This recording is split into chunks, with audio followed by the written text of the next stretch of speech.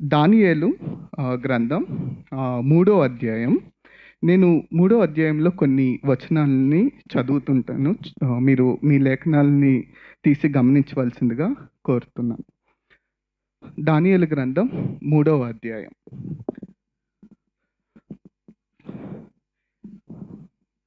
ఐదో వచనం. ఏమనగా బాకా, పిల్లను గ్రోవి, పెద్ద వీణ, సింఫోనియా, వీణ, విపంచిక, సకల విధములకు వాయిద్య ధ్వనులు మీకు వినపడినప్పుడు రాజుగు నెబుకద్నెజరు నిలబెట్టిన బంగారు ప్రతిమ ఎదుట సాగిలపడి నమస్కరించుడి. సాగిలపడి నమస్కరింపని వాడెవడో వాడు మండుచున్న అగ్నిలో తక్షణమే వేయబడును. 12వ వచనం. సాగిలపడి నమస్కరింపని 12వ వచనం.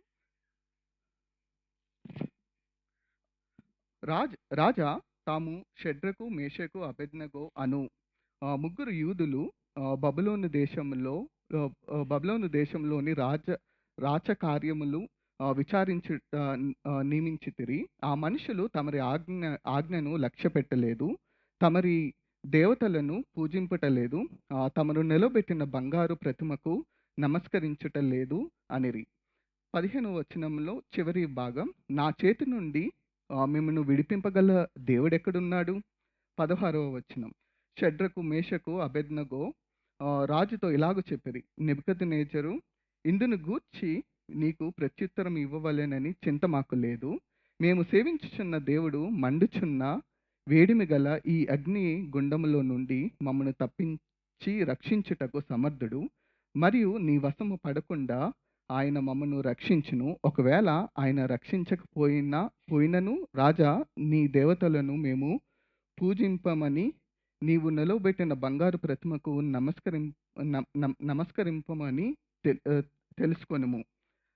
26వ వచనం చివరి మనం చూస్తే, సేవకుల షడ్రకు, మేషకు, అబేద్నెగో వారులారా, మహోన్నతుడగు దేవుని సేవకులారా, బయటకు వచ్చి నా యొద్దకు రండి అని పిలవగా షడ్రకు, మేషకు, అబేద్నెగో ఆ అగ్నిగుండము నుండి బయటకు వచ్చారు.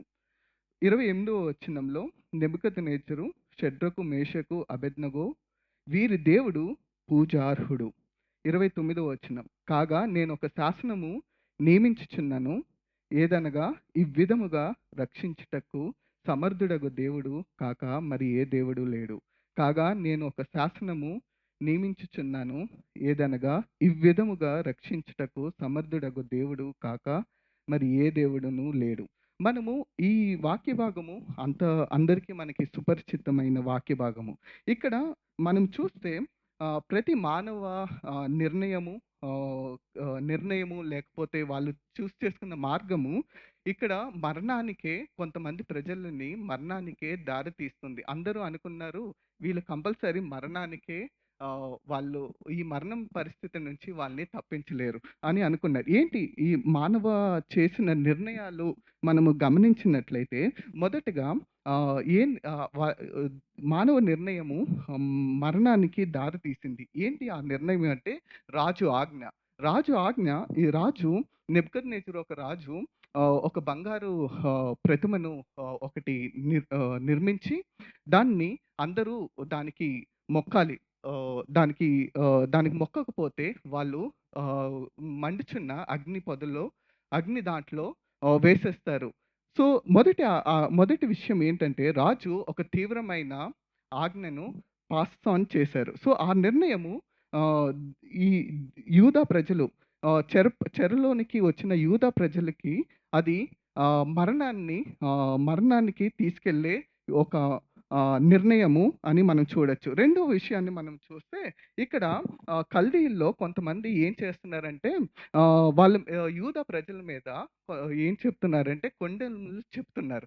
సో ఇక్కడ ఆల్రెడీ రాజు చేసిన నిర్ణయము వాళ్ళకి ఆల్రెడీ సరిగా లేదు. అంటే మనం ఒక మాటలో చెప్పాలంటే పుండి మీద కారం పోసినట్టు. సో ఇక్కడ ఈ యొక్క కల్దీయులు వాళ్ళు ఏం చేస్తున్నారంటే, వాళ్ళు ఏం బ్లేమ్ చేస్తున్నారంటే, యూదులు చేసిన ప్రతి పనిలో వాళ్ళు తప్పు పట్టలేకపోతున్నారు. వాళ్ళు చేసే ప్రతి క్రియ వాళ్ళ నైపుణ్యతని చూసి వాళ్ళు ఆశ్చర్యపడిపోతున్నారు. ఈవెన్ రాజే వాళ్ళ రాజ సన్నిధిలో ఆయన ఆయన ఆయన యొక్క రాజ సన్నిధిలో వాళ్ళని ఎంతగానో హెచ్చించి ఆ విషయాన్నన్నీ చూసి వాళ్ళకేంటంటే ఈర్ష్య కలిగి వీళ్ళని ఏదో రకంగా మనము వాళ్ళని ఇబ్బంది పెట్టాలి. సో, వాళ్ళకి ఈ కల్దీల్లో ఉన్న ప్రముఖులు సో, ఈ యొక్క రాజ ఆజ్ఞని వాళ్ళు తీసుకొని, "ఇగో దేవా, ఇగో వీళ్ళు యూదుల్లో కొంతమంది నువ్వు పెట్టిన ఆజ్ఞను వాళ్ళు పాటించట్లేదు. నువ్వు చెప్పే ప్రతి విషయాన్ని వాళ్ళు లక్ష్య పెట్టట్లేదు." ఇ అబ్ ఇ ఇక్కడ వాళ్ళు చూసినట్లయితే వాళ్ళు ప్రతి విషయాన్ని లక్ష్య పెట్టలేదు అని చెప్తున్నారు గానీ, ఇక్కడ వాళ్ళు చేసే పనులు రాజే ఆశ్చర్యపడిపోయాడు. కానీ వాళ్ళు ఒక్క విషయంలో వాళ్ళు స్టాండ్ తీసుకున్నారు ఏంటో తెలుసండి? దేవుణ్ణి ఆ యొక్క ప్రతిమకు వాళ్ళు వాళ్ళు ఆహ్, సాగిలపడలేదు. సో, అదొక్క విషయాన్ని వాళ్ళు చూసారు గానీ, వాళ్ళేం చేస్తున్నారంటే నార్మలైజ్ చేసేసి వీళ్ళు ఏమి పాటించట్లేదు అని కల్దీయులు కొంతమంది యూదుల మీద వాళ్ళు కొండెములు మోపుచున్నారు. సో, ఇవన్నీ పరిస్థితులు ఏం చేస్తున్నాయంటే వాళ్ళకి మరణానికే దారి తీస్తున్నాయి. ఇవన్నీ ఎక్స్‌టర్నల్ ఫ్యాక్టర్స్ అయితే మనం చూస్తే వాళ్ళ యొక్క ఆ యొక్క ముగ్గురు షడ్రకు, మేషకు, అబేద్నెగో వాళ్ళ నిర్ణయం గూడా వాళ్ళకి మరణానికే దారి తీసింది. సో, మనం చూస్తాము ఇక్కడ షడ్రకు, మేషకు, అబేద్నెగో రాజుతో ఇలాగన్నారు.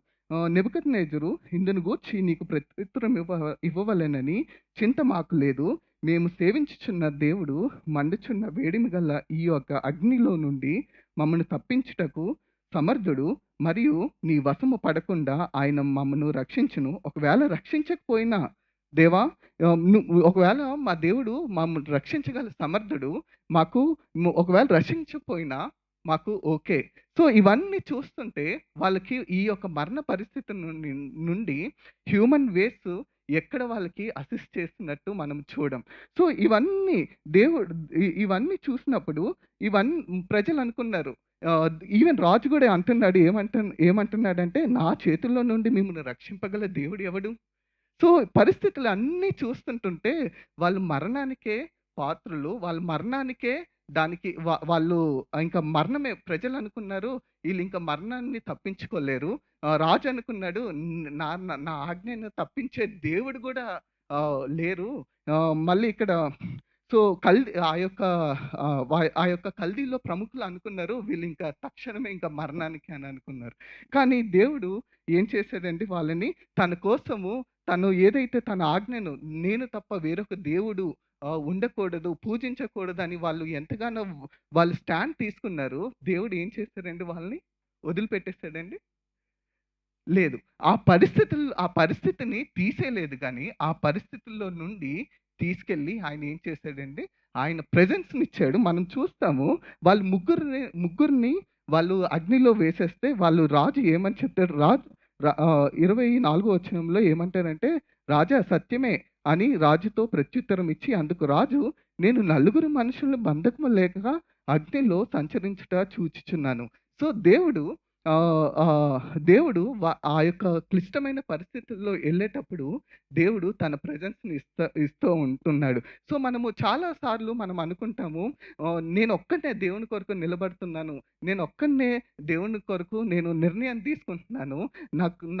ఎవ్వరు నాకు సహాయం చేయట్లేదు అని అనుకుంటాం గానీ, దేవుడు ఏం చేస్తున్నాడంటే ఇక్కడ తన ప్రెజెన్స్‌ని ఇస్తున్నాడు. తన యొక్క ఉనికిని ఇస్తున్నాడు. ఆ పరిస్థితిని తీసేయలేదు గానీ, ఆ పరిస్థితిలో వెళ్ళేటప్పుడు దేవుడు తను తోడుగా ఉండి, ఆ యొక్క బంధకములు తీసేటట్టు కనిపిస్తాం. అంతే కాకుండా దేవుడు అదొక్కటి వాళ్ళని నేను తోడుగా ఉన్నాను అని ఒకటి చూపించి వదిలేయలేదండి. ఆళ్ళని అలా చూపించి ఆ మంటల్లో దాహతంగా వదిలేయొచ్చు గానీ, దేవుడు వాళ్ళని ఏం చేశాడండి? కాపాడాడు. సో, అందరూ అనుకున్నారు. రాజు అనుకున్నాడు, ప్రజలనుకున్నారు. ఇక్కడ ఆ కల్దీల్లో ఉన్న గొప్ప ప్రజలనుకున్నారు. ఈళ్ళు మరణానికే, వీళ్ళని తప్పించే దేవుడే లేరు అని అనుకున్నారు. కానీ దేవుడు ఏం చేశాడండి వాళ్ళని కాపాడాడు. సో, మనము ఆయన కొరకు నిలబడితే తన ప్రజలు తన కొరకు మనం నిలబడితే ఆయన మనల్ని ఒంటరిగా విడిచిపెట్టే దేవుడు కాదండి. ఆయన మన తోడుగా ఉండి మనల్ని రక్షించే దేవుడు. అందుకే ఇవన్నీ చూసి ఏమంటున్నాడంటే ఒక అన్య రాజు ఏమంటున్నాడంటే వీరి దేవుడు పూజార్హుడు. ఏమంటున్నాడంటే ఆయన ఏం చేస్తున్నాడంటే ఒక రకంగా చెప్పాలంటే ఆయన పబ్లిక్‌గా ఆరాధిస్తున్నాడు. ఇలాంటి దేవుడు ఇగో ఇలాంటి స ఇలా ఈ ఉ వీళ్ళ ప్రజలు వీళ్ళ ప్రజల పట్ల ఆయన చేసిన కార్యాన్ని చూసి ఆయన ఏం టెస్టిఫై చేస్తున్నాడంటే, ఈయన ఏ దేవుడు పూజార్హుడు కాకపోవచ్చు గానీ, ఈయన మాత్రము పూజార్హుడు. సో, అంతేకాకుండా ఈ 29వ వచనంలో ఏమంటాడంటే, ఈ విధముగా రక్షించుటకు సమర్థుడగు దేవుడు కాక మరి ఏ దేవుడున్నాడు? ఆయన ఫైనల్ కన్క్లూజన్ ఏంటంటే అండి, మనుషులు మనిషి దృష్టిలో అన్ని మార్గాలు మూసుకుపోవచ్చు గానీ, కానీ దేవుడు తన ప్రజల పట్ల తను చేసే కార్యాలు ఎంతో గొప్పవి. సో, మనం కూడా పాటల్లో మనం చూసాం కదండీ! ఆయన పట్ల మనం చూసినప్పుడు మనము ఈ ఈ హ్మ్, హ్మ్, మనము దేవుని వాక్యాన్ని ముందుగా చదువుకుని 84వ కీర్తనలో సైన్యములకు యెహోవా యందు భయభక్తులు ఆయన యందు నమ్ముకున్న వాళ్ళు ధన్యులు. సో, ఇక్కడ ఈళ్ళు చూస్తే వీళ్ళు ఎంతో ధన్యులండి. సో, మనము ఈ యొక్క హృదయకాల సమయంలో మనము ఇటువంటి గొప్ప దేవుడు అన్య దేవుడు ఈ యొక్క విషయాన్ని చూసి ఏమంటున్నాడంటే ఆయనే పూజారుడు. సో, మనము గూడా ఈ యొక్క హృదయకాల సమయంలో మన చుట్టూ ఉన్న పరిస్థితులు మనల్ని ఇబ్బంది పెట్టొచ్చు. కానీ మన దేవుడు మనతో తోడుగా ఉన్నాడు. అంతే కాకుండా ఆ పరిస్థితులు అందరూ లోకమంతా ఒకవైపు ఉండొచ్చు. మనం ఒక్కలమే దేవుని కొరకు ఆధారపడి ఆయన వైపు ఉన్నప్పుడు సహాయం ఎక్కడి నుంచి రాకపోవచ్చు. కానీ సహాయం మన దేవుడి దగ్గర నుంచి వస్తదండి. ఇలాంటి గొప్ప దేవుడు ఒక రాజు ఏమంటున్నాడంటే ఆయన పూజారుడు. రండి ఈ హృదయకాల సమయంలో పూజారుడనైన దేవుణ్ణి గొప్పగా మనము ఆరాధిద్దాం.